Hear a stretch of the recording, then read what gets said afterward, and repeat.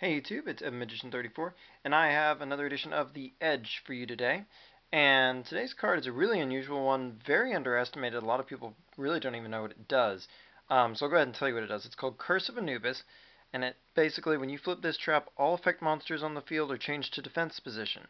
Not only that, but the turn it's activated, their defense becomes 0, and their battle positions cannot be changed. So there's really a lot going on with this card. First we have to consider that when you flip it, it can at least function in a lot of capacities, kind of like a threatening roar or a wabaku, in that if your opponent goes to their battle phase and tries to attack, you can just boom, flip pretty much all their monsters to defense mode because almost always you're being attacked just by effect monsters, of course. Um, so there is that, but there's a lot that this card can set up. It's a big setup card. Yes, it can function in its own capacity alone, and that can be cool. You can even chain it to things like the summon of, say, Wind Up Rat and shut him off because he doesn't have priority anymore. There is that, but really what it is it's a setup card. And the first thing I think of when I think of Curse of Anubis is I think of Rescue Rabbit, especially in our current meta.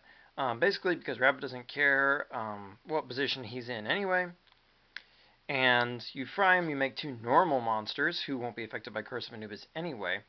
And you're going to make either two 17s or like two 1900 point monsters.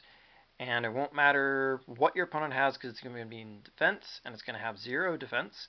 So basically you can sack Rabbit and kill two monsters they have and then very comfortably make a Lagia, a Dolka, or whatever you want to Xyz for, which is a big game-changing kind of play. A lot of power to that.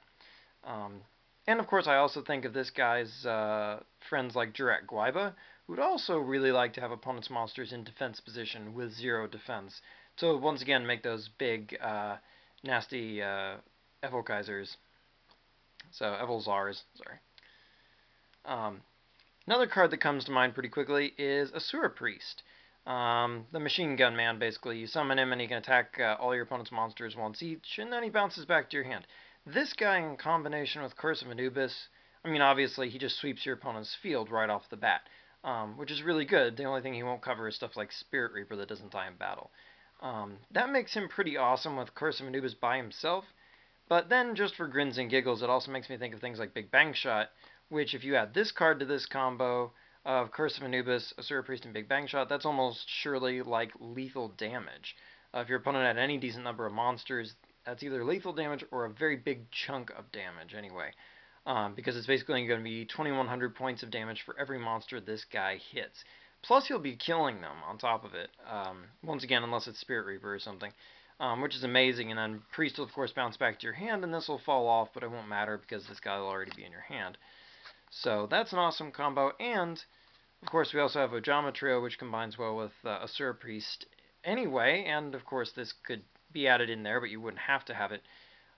But of course with Curse of Anubis factored in, these guys will all go to 0 defense, which means he'll be hitting each one for he'll obviously be killing them all, and with Big Bang Shot, he tramples over that much more damage, or pierces that much more damage, plus the damage from them being destroyed. You can see it's pretty cool, so there's the basis of maybe a fun little combo deck you could take to locals, just with Asura Priest, who's always a fun card. And an easily and often forgotten card that would really let Curse of Anubis is actually Natria Fruitfly. What's neat about this guy is he just lets you straight up steal a monster with 0 defense. So basically, Curse of Anubis, summon this guy, steal a monster. Just straight up steal it. Okay, they'll get it back at the end phase, but that's not important because obviously you're going to be stealing it for some other purpose. And if you really want, you can even go so far as to summon this guy, flip Curse, and then change him to defense mode. And on your opponent's turn, he'll be back to his 1500 defense points. But you could do some cool combos that way, Xyzing and whatnot. So it's neat. Another kind of a niche card here, but also there's Burst Breath. And this basically makes any dragon you sack blow up your opponent's field because they'll all have 0 defense. And there's just a whole slew of really neat cards that like it. Things like, dare I say, Flamvell Firedog likes it. Anybody who likes to destroy things in battle. Red Moon Baby, just steal a monster permanently because he's going to kill it no matter what because it's got 0 defense. And then you just take it for yourself. And another weird card, but I thought I'd mention him here, is Truckroid. Because he takes the attack of whatever monster he equips to himself. So he's got 1000 attack to start, so you curse, then summon him, hit the thing they've got with the biggest attack. It goes to the grave, comes back, equips to him. It'll have its original attack back, of course, and then you'll just straight up add that to Truckroid and make this guy a really, really big 4-star monster. So that's a fun, cool thing you might want to try just for grins.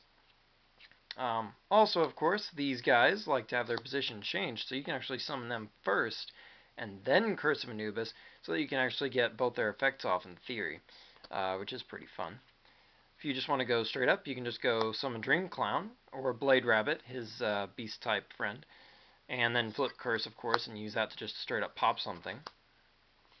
And speaking of Morphtronics, a second ago, Vacuuming could be fun. His main problem, I mean, he's basically a relinquished that doesn't need a ritual spell, but his effect only works when he's in defense position. So what's cool about him is, of course, you can just summon him, just like Dream Clown, and change him to defense mode, and then you can suck up a monster. Difference is, if this guy can outlast the turn, go to your next turn, you can change him back to attack mode, use his first ability to pop off the equipped monster, deal 500 to your opponent, and then curse him back, or whatever the case may be. So you could theoretically even recycle his ability if you had multiple curses or whatnot.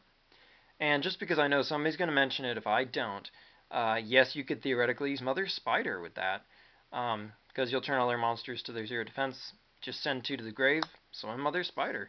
I mean, it's just straight up -2ing your opponent on that, or if you count Curse, then it's a -1 to your opponent because you spent the Curse of Anubis to make it happen.